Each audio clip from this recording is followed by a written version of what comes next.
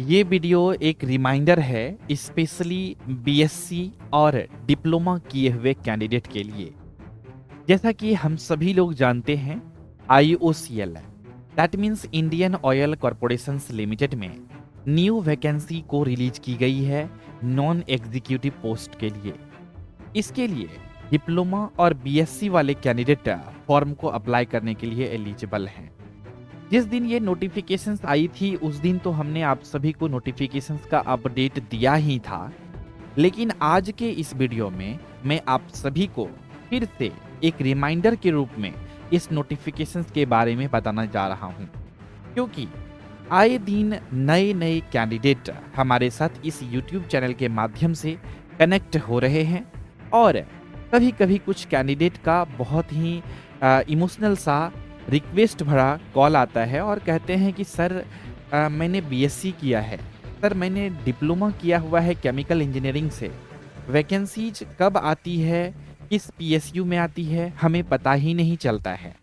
तो ये अपडेट उन न्यू कैंडिडेट्स के लिए है या उन व्यूअर्स के लिए है जो अभी तक इस वैकेंसीज के बारे में नहीं जानते हैं।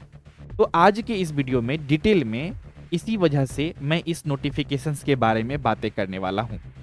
तो पूरा लास्ट तक इस वीडियो में बने रहिएगा, पूरा कंप्लीट इंफॉर्मेशन आप सभी को दी जाएगी इस वैकेंसीज के बारे में। अभी मैं हूं आईओसीएल के ऑफिशियल वेबसाइट पर। आप सभी लोग जब विजिट करेंगे, लेटेस्ट जॉब ओपनिंग सेक्शंस को जब ओपन करेंगे तो आप यहां पर नीचे स्क्रॉल डाउन करेंगे तो आपको दिखेगा recruitment of non executive personnels in refineries division 2025। अब चूंकि ये वीडियो जो रिमाइंडर वाला है और इस वीडियोज में मैं थोड़ा सा बहुत एक्स्ट्रा इन्फॉर्मेशन भी देने वाला हूँ, तो आईओसीएल में जो वैकेंसीज आती है वो लगातार हम लोगों को वैकेंसीज देखने को मिलती है, चाहे वो डिवीजन जो हो आपका पाइपलाइन डिवीजन हो या फिर मार्केटिंग डिवीजन हो या फिर रिफाइनरीज डिवीजन हो। यहाँ पर आईओसीएल में 3 डिवीजन्स में वैकेंसीज हम सभी को देखने को मिलता है। हाल ही में इससे पहले जो वैकेंसीज को रिलीज की गई थी इसी साल, मार्केटिंग डिवीजन्स में भी वैकेंसीज देखने को मिली थी और इसके बाद आईओसीएल में कंबाइंड वैकेंसीज भी जूनियर इंजीनियर पोस्ट के लिए देखने को मिली थी। इसके बाद अभी फिर आप सभी लोग देख सकते हैं रिफाइनरीज डिवीजन्स में न्यू वैकेंसीज देखने को मिली है, यानी कि 1 ईयर में 4 वैकेंसीज 4 टाइम्स आईओसीएल में जूनियर इंजीनियर पोस्ट के लिए वैकेंसीज को रिलीज की गई है अप्रॉक्स में। अगर हम लोग बात करें तो हम लोग यहाँ पर डिटेल एडवर्टाइजमेंट पे क्लिक करेंगे और यहाँ पे डिटेल एडवर्टाइजमेंट ओपन हो जाएगी। अगर आपने आपको इसे अप्लाई करना है तो क्लिक हियर टू अप्लाई पे क्लिक कर सकते हैं। तो मैं चूंकि यहाँ पर अभी आप सभी से डिस्कशन करने वाला हूँ इस नोटिफिकेशंस के बारे में डिटेल में, तो हम लोग अभी जो है डिटेल में समझने वाले हैं इस नोटिफिकेशंस के बारे में। जैसा कि आप सभी लोग देख रहे हैं कि ये नोटिफिकेशंस जो है 20 दिसंबर को रिलीज की गई थी और जिस दिन ये नोटिफिकेशंस रिलीज हुई थी हम लोग आप सभी को गाइड किए थे यूट्यूब वीडियोस के माध्यम से। ये जो रिक्रूटमेंट है नॉन एग्जीक्यूटिव पर्सनल यानी कि नॉन एग्जीक्यूटिव पोस्ट के लिए है, तो इसीलिए यहाँ पर रिफाइनरी डिवीजन में वैकेंसीज को रिलीज की गई है और पॉसिबिलिटी है कि बहुत जल्द ही पाइपलाइन डिवीजन में भी फिर से एक आईओसीएल में न्यू वैकेंसीज आप सभी को देखने को मिल सकता है। अब यहाँ पर देखिए नंबर ऑफ पोस्ट दिया गया है जूनियर इंजीनियरिंग असिस्टेंट प्रोडक्शन के लिए। अब यहाँ पर मैं आपको एडिशनल इंफॉर्मेशन दे देता हूँ। प्रोडक्शन पोस्ट के लिए जो है यहाँ पर डिप्लोमा इन केमिकल इंजीनियरिंग से किए हुए कैंडिडेट फॉर्म को अप्लाई करने के लिए एलिजिबल हैं। साथ ही साथ जो भी कैंडिडेट बीएससी किए हुए हैं पीसीएम से, वो भी इस फॉर्म को अप्लाई करने के लिए एलिजिबल हैं। और आप देख सकते हैं अलग अलग रिफाइनरीज के यूनिट में कितने नंबर ऑफ टोटल वैकेंसीज हैं और कैटेगरी वाइज भी वैकेंसीज को यहाँ पर बताई गई है। जैसे कि गुवाहाटी में अगर हम लोग देखें तो टोटल वैकेंसी 17 है, बरौनी में देखें तो 51 है और सबसे ज्यादा जो है गुजरात में है 75 पोस्ट के लिए वैकेंसीज है टोटल नंबर ऑफ अगर वैकेंसीज की बात करें तो। जिसमें से अगर हम लोग कैटेगरी वाइज बात करें तो अनरिजर्व्ड कैटेगरी का सबसे ज्यादा वैकेंसीज है और इसके बाद ओबीसी एनसीएल का सबसे ज्यादा वैकेंसीज है। तो अपॉर्चुनिटी है, सही ढंग से सही स्ट्रेटेजी के साथ अगर आप प्रिपरेशंस करते हैं तो आपका सिलेक्शंस हो जाती है इसमें। और गुड क्वालिटी कंटेंट के लिए आप सभी लोग हमारे साथ जुड़ सकते हैं एसके ट्यूटोरियल ऐप पर।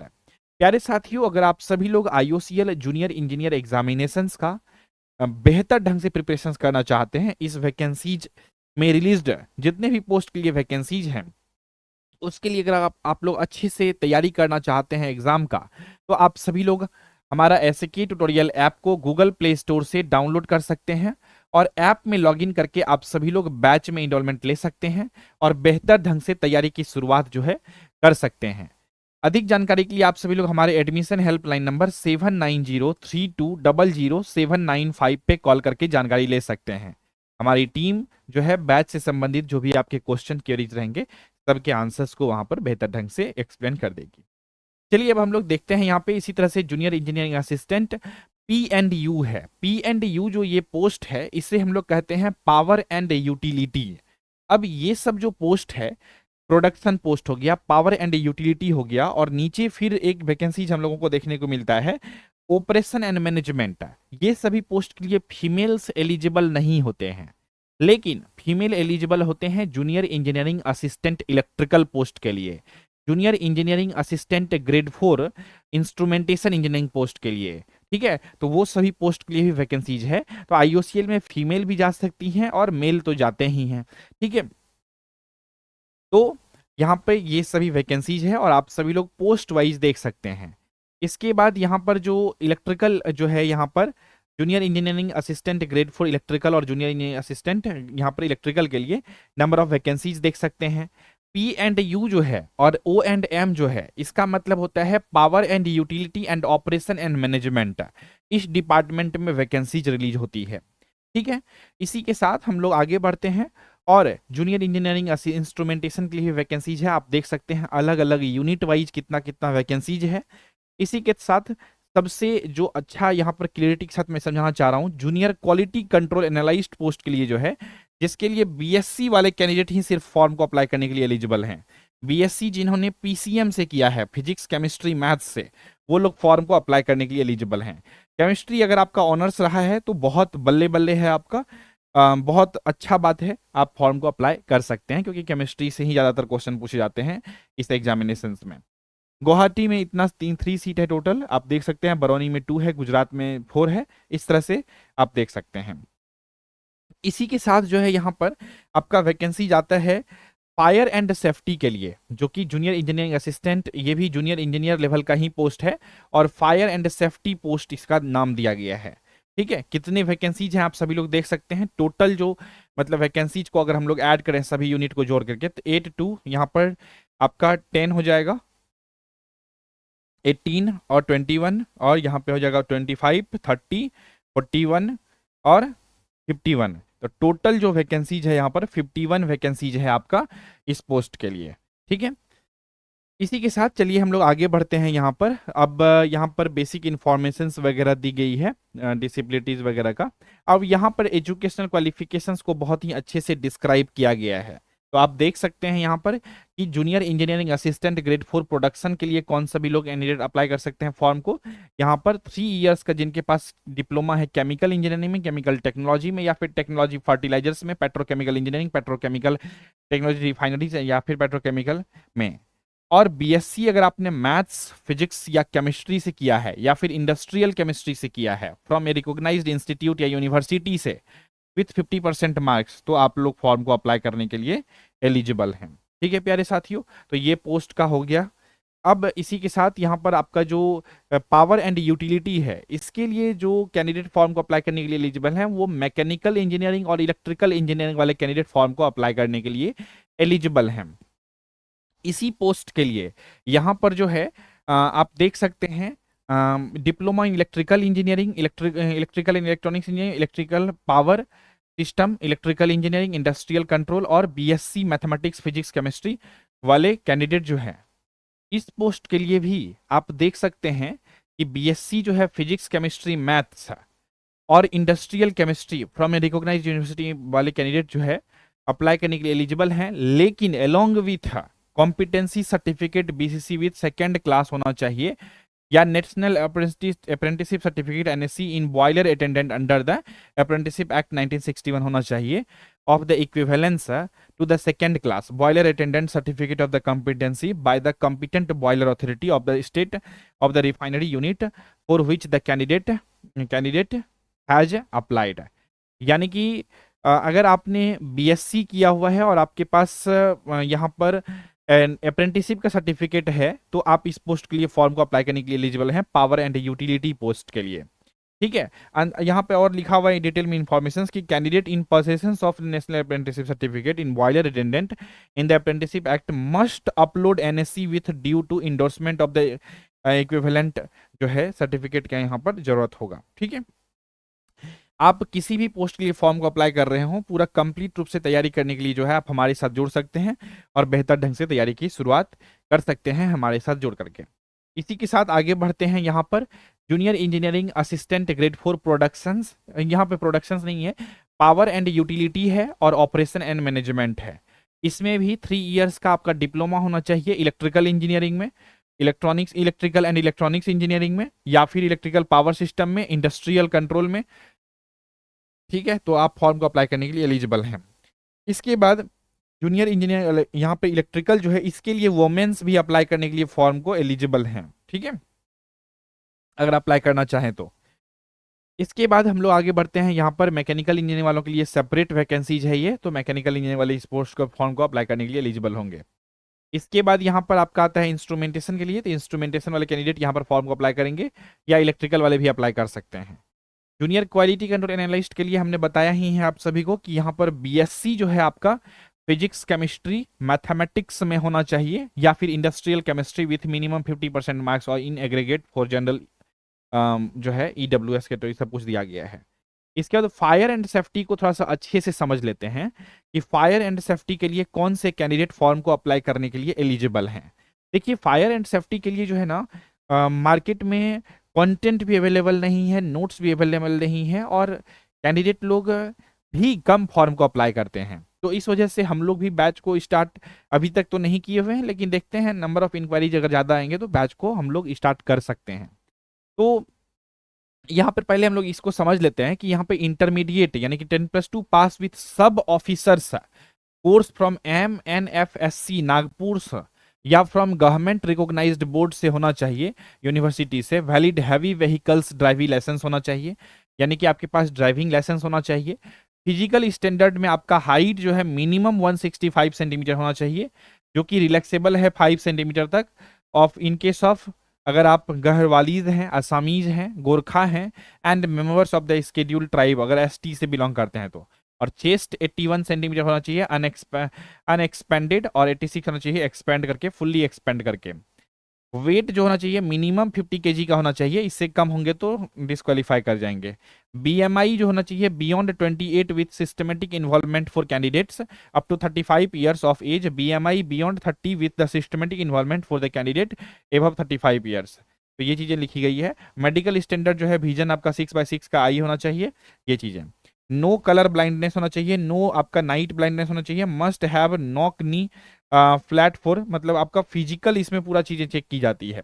ठीक है, तो इन चीजों का ध्यान रखा जाना चाहिए। इसके बाद in case of the selection above physical weight medical standard shall be यहाँ पर जो होगा examined before SPPT and only those meeting these prescribed standard shall be considered for the document verification। यानी कि जब आप एग्जामिनेशन हो जाएगा, एग्जामिनेशन के बाद जब आप एसपीपीटी टेस्ट देने जाएंगे तो डॉक्यूमेंट वेरिफिकेशन से पहले भी आपका फिजिकल टेस्ट होगा, फिजिकल पूरा मेजरमेंट होगा। ये मेजरमेंट होने के बाद ही आपका डॉक्यूमेंट वेरिफिकेशन होगा और फिर आप एसपीपीटी टेस्ट के लिए आगे फर्दर प्रोसेस किए जाएंगे।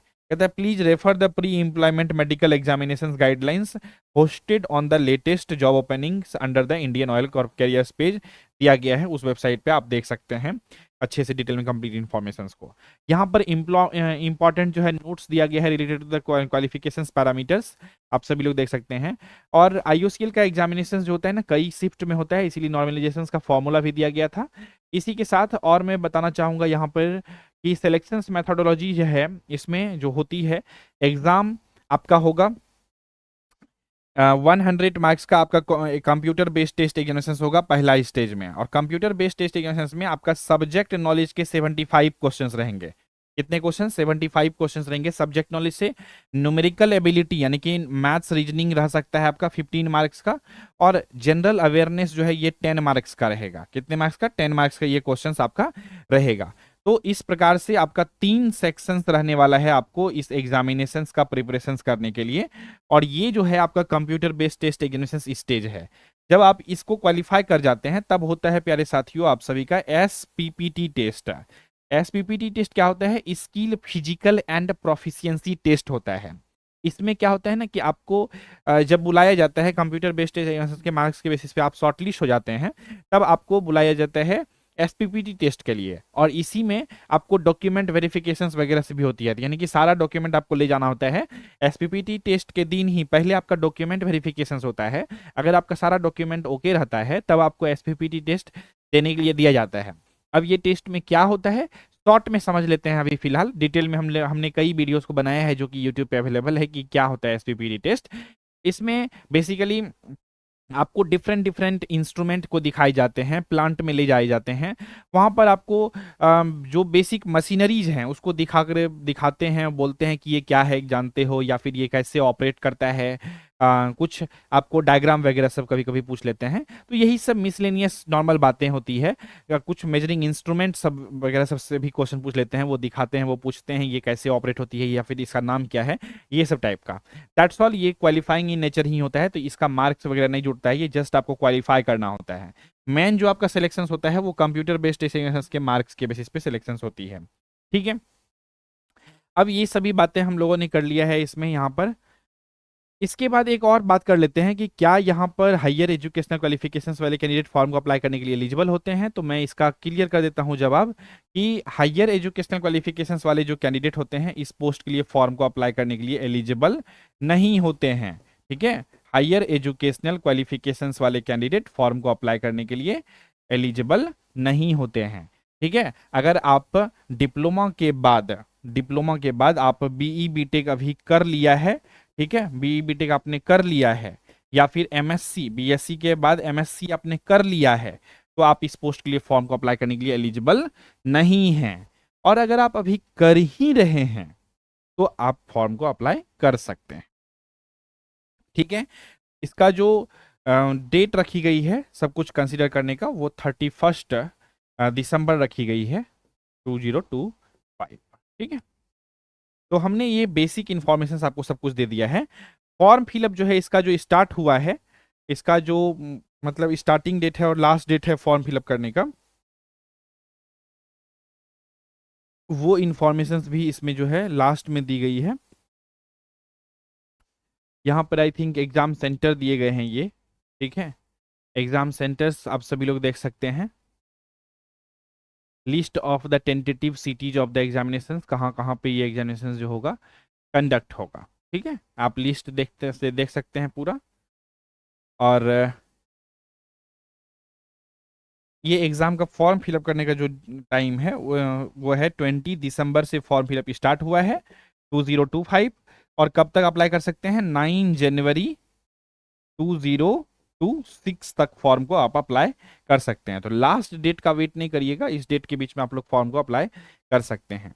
तो प्यारे साथियों, ये थी आप सभी का लेटेस्ट जो है अपडेट। आई होप आप इन सभी चीज़ों को समझ गए होंगे। किसी भी प्रकार का किन्हीं भी कैंडिडेट को कोई डाउट क्वेश्चन कन्फ्यूजन नहीं रहा होगा। अगर इसके बावजूद भी कोई डाउट क्वेश्चन कन्फ्यूजन रह गया है तो इस वीडियो के कमेंट सेक्शन से लेकर के भेज सकते हैं। और मैं जाते जाते फिर से बोलूँगा कि अगर आप सभी लोग IOCL जूनियर इंजीनियर एग्जामिनेशंस का प्रिपरेशन को करना चाहते हैं और अच्छे से तैयारी करना चाहते हैं इस एग्ज़ाम का, तो आप सभी लोग जो है हमारे साथ जुड़ सकते हैं IOCL junior engineering assistant grade 4 batch में, और बेहतर ढंग से तैयारी की शुरुआत कर सकते हैं। ऑलमोस्ट सभी पोस्ट के लिए फायर एंड सेफ्टी को छोड़ करके सभी पोस्ट के लिए बैच जो है हमारे SK ट्यूटोरियल ऐप पर चल रहे हैं अभी। आपको सिंपल में गूगल प्ले स्टोर से डाउनलोड कर लेना है एसके ट्यूटोरियल ऐप को अपने फ़ोन में, और ऐप में लॉगिन करके आप सभी लोग बैच में इनरोलमेंट ले सकते हैं। बैच से संबंधित अधिक जानकारी के लिए आप सभी लोग हमारे एडमिशन हेल्पलाइन नंबर 7903200795 पे कॉल करके जानकारी ले सकते हैं। आई होप आप इन सभी चीज़ों को समझ गए होंगे, किसी भी प्रकार का डाउट क्वेश्चन कन्फ्यूजन नहीं रहा होगा। तो इसी विचार के साथ रखते हैं आज के इस एपिसोड में बस इतना ही। मिलेंगे आप सभी से बहुत जल्द ही अगले एपिसोड में, तब तक के लिए नमस्कार, जय हिंद, वंदे मातरम। इंडिया के हर कोने में हर दिन हजारों स्टूडेंट्स एक ही सपना देखते हैं, एक गवर्नमेंट जॉब की, एक पीएसयू बैच, एक फैमिली प्राउड मोमेंट की। लेकिन हर सपना तभी सच होता है जब मिलता है राइट डायरेक्शन। मैं हूं engineer Saurabh Kumar, founder and CEO of SK tutorial, और ये प्लेटफॉर्म सिर्फ एक कोचिंग नहीं, एक पीएसयू रिवॉल्यूशन है। आईओसीएल हो, एचपीसीएल हो, एनएफएल, डीआरडीओ या इसरो, हम हर एग्जाम के लिए देते हैं टारगेटेड गाइडेंस और कंप्लीट स्ट्रेटेजी। कॉन्सेप्ट क्लियर करने से लेकर पीवाईक्यू एनालिसिस तक एसके ट्यूटोरियल आपके प्रिपरेशन जर्नी का हर स्टेप सिंप्लीफाई करता है। आज हमारे स्टूडेंट इंडिया भर के पीएसयू में काम कर रहे हैं। 83 selected in IOCL 2025, 91 selected in NFL 2024, और ये सिर्फ शुरुआत है। एसके ट्यूटोरियल सिर्फ नोट्स नहीं देता, डायरेक्शन देता है। सिर्फ क्लासेस नहीं देता, कॉन्फिडेंस बनाता है। सिर्फ मॉक टेस्ट नहीं देता, रिजल्ट देता है। हमारी सोच सिंपल है, हर टैलेंटेड स्टूडेंट को मौका मिलना चाहिए गवर्नमेंट जॉब का, और हम ये मौका देते हैं पीएसयू क्रैकर्स बैच के थ्रू, अनलिमिटेड वैलिडिटी के साथ है, टॉप रिजल्ट और रियल गाइडेंस के साथ है।